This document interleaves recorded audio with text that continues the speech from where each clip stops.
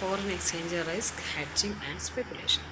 അതായത് നമ്മൾ ഇത്രയും നേരം പറഞ്ഞ സെയിം കാര്യം തന്നെയാണ്. ഫോറിൻ എക്സ്ചേഞ്ച് റിസ്ക് എന്ന് പറയുന്നത് നമ്മുടെ കറൻസിയുടെ മൂല്യം കുറയുകയോ കൂടുകയോ ചെയ്യാനുള്ള സാധ്യതയുണ്ട്. അപ്പം നമ്മളൊരു ഫോർവേഡ് മാർക്കറ്റിൽ നിന്നിട്ട് കുറേ കറൻസി മേടിച്ച് വയ്ക്കുക എന്ന് പറയുന്നത് അതിന് ഫോറിൻ എക്സ്ചേഞ്ച് റിസ്ക്. ചിലപ്പം ഈ കറൻസിയുടെ വാല്യൂ കുറയാനും സാധ്യതയുണ്ടല്ലോ. അപ്പം അങ്ങനെയുള്ളതാണ് ഫോറിൻ എക്സ്ചേഞ്ച് റിസ്ക് എന്ന് പറയുന്നത്. ദെൻ ഹെഡ്ജിങ്, അതായത് ട്രേഡേഴ്സൊക്കെ ചെയ്യുന്നത് നമ്മൾ നേരത്തെ പറഞ്ഞ ഹെഡ്ജിങ്, സ്പെക്കുലേഷൻ, ദെൻ ആർബിട്രാജ് എന്നൊക്കെ പറയുന്നത്. ഹെഡ്ജിങ് എന്താണ്? അവോയ്ഡൻസ് ഓഫ് അതായത് foreign exchange it's very important കേട്ടോ. അത് ഫോറിൻ എക്സ്ചേഞ്ച് റിസ്കിനെ അവോയ്ഡ് ചെയ്യാൻ വേണ്ടി, അതായത് ഫ്യൂച്ചറിൽ വാല്യൂ കുറയുമെന്ന് വിചാരിച്ചിട്ട് അതിനെ അവോയ്ഡ് ചെയ്യാൻ വേണ്ടി നമ്മളിപ്പം മേടിച്ച് വയ്ക്കുന്നതാണ് ഹെഡ്ജിങ് എന്ന് പറയുന്നത്. അതിന് ഒറ്റൊരു കാര്യം, open position it's very important. സാധാരണ പൺപേട് ചോദിച്ച് കാണാറുള്ള ഒരു കാര്യമാണ്.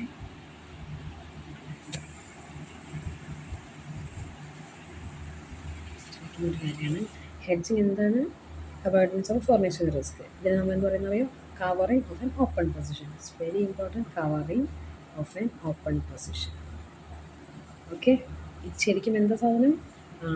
നമ്മുടെ ഫ്യൂച്ചറിലുള്ള റിസ്കിനെ അവോയ്ഡ് ചെയ്യാൻ വേണ്ടി നമ്മൾ എന്ത് ചെയ്യാണ്? ഇന്ന് ഒരു ട്രാൻസാക്ഷനിലേക്ക് ഏർപ്പെട്ട് ട്രാൻസാക്ഷൻ നടത്തി വയ്ക്കുന്നതിന്, സ്പോട്ടിൽ ട്രാൻസാക്ഷൻ നടത്തി വയ്ക്കുന്നതിന് പറയുന്നതാണ് hedging.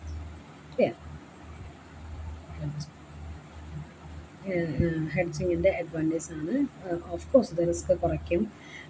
Then differentiate effects of fluctuations in the external factors, അതായത് എക്സ്ചേഞ്ച് റേറ്റിലെ വ്യതിയാനങ്ങൾ, ഇൻട്രസ്റ്റ് റേറ്റ്, ഇൻഫ്ലേഷൻ, ഇതെല്ലാം കവറപ്പ് ചെയ്യാനായിട്ട് സാധിക്കും. ദെൻ റിസ്ക് മാനേജ്മെൻറ്റിൻ്റെ ഏറ്റവും ആദ്യ ടൂൾ എന്ന് പറയുന്നത് എന്താണെന്ന് അറിയോ? ഹെഡ്ജിങ് ആണ്. Then speculation. സ്പെക്കുലേഷൻ എന്ന് പറയുന്നത് ഹെഡ്ജിങ് നേരെ ഓപ്പോസിറ്റ്. അതായത് റിസ്ക് എടുത്തുകൊണ്ട് നമ്മൾ ഇന്ന് എക്സ്ചേഞ്ച് നടത്തുക. നേരത്തെ കവറിങ് ഓഫ് എൻ ഓപ്പൺ പൊസിഷനാണ് ഹെഡ്ജിങ്. സ്പെക്കുലേഷൻ എന്ന് പറഞ്ഞാലോ നമ്മളെന്താണ്? We are taking the risk. Hedgers seeks to cover foreign exchange risk, but speculators accepts and even seeks out of a foreign exchange risk of an open position in the hope of making a profit. Profit ഉണ്ടാവുമെന്ന് വിചാരിച്ചു. അതായത് ഭാവിയിൽ എന്ത് risk ആണെങ്കിലും ഭാവിയിൽ വില കൂടുമെന്നുള്ള ഒരൊറ്റ പ്രതീക്ഷയിൽ നമ്മൾ എടുക്കുന്നതിനാണ് സ്പെക്കുലേഷൻ. ഓക്കെ ആണല്ലോ? ഇതിൽ ഭയങ്കര റിസ്ക്കാണ് കേട്ടോ. Then currency ആർബിട്രാജ്. ആർബിട്രാജ് എന്ന് പറയുന്നതാണ് രണ്ട് രാജ്യങ്ങളുടെ മോണിറ്ററി സെൻറ്റേഴ്സ് കൂടി ചേർന്ന് എക്സ്ചേഞ്ച് റേറ്റ് നോക്കുന്നതിനാണ് നമ്മുടെ കറൻസി ആർബിട്രാജ് എന്ന് പറയുന്നത്. It refers to purchase of currency in the monetary center where it is cheaper for immediate resale in the monetary center where it is more expensive in order to make a profit. അതായത് കൂടുതൽ value ഉള്ള currency അത് cheaper റേറ്റിൽ കിട്ടുമ്പോൾ നമ്മൾ കുറേ മേടിച്ച് വെച്ചിട്ട് ഈ സാധനം വേറൊരു ഇതിലേക്ക് മറിച്ച് കൊടുക്കാം. ഓക്കെ, അതിനെയാണ് എന്താ പറയുക? കറൻസി ആർബിട്രാജ് എന്ന് പറയാം.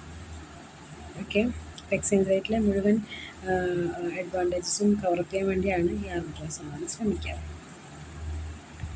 Another important point is that